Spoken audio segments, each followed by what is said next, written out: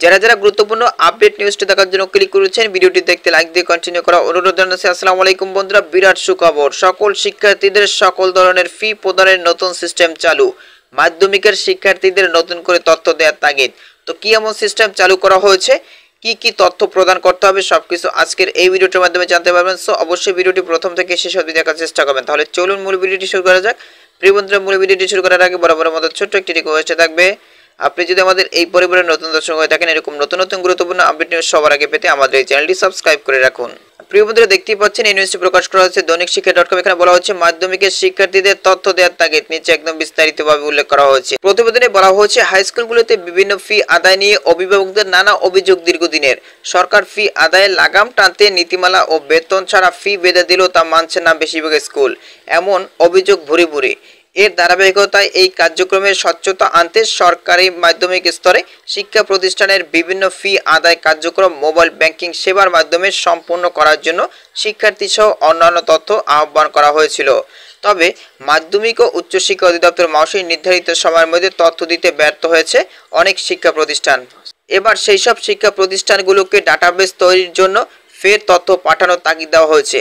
শিক্ষা প্রতিষ্ঠানগুলোকে 1 থেকে 31 জুলাইয়ের মধ্যে তথ্য ইনপুট দিতে বলা হয়েছে। গত রোববার মাধ্যমিক ও উচ্চশিক্ষা অধিদপ্তরের এক চিঠিতে এ তথ্য জানানো হয়েছে। গতকাল রোববার মাধ্যমিক ও উচ্চশিক্ষা অধিদপ্তরের এক চিঠিতে এ তথ্য জানানো হয়েছে। এই সব প্রতিষ্ঠান প্রদান ও সংশ্লিষ্টদের পাঠানো হয়েছে।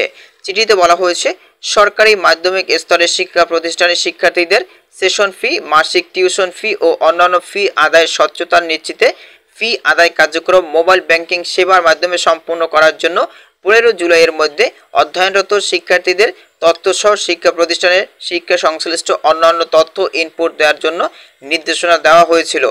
যেসব প্রতিষ্ঠান তথ্য নির্ধারিত সময়ের মধ্যে ইনপুট দিতে পারেননি, সেই সব প্রতিষ্ঠানকে আগামী 1 জুলাই থেকে 31 জুলাইয়ের মধ্যে তথ্য ইনপুট দিতে হবে।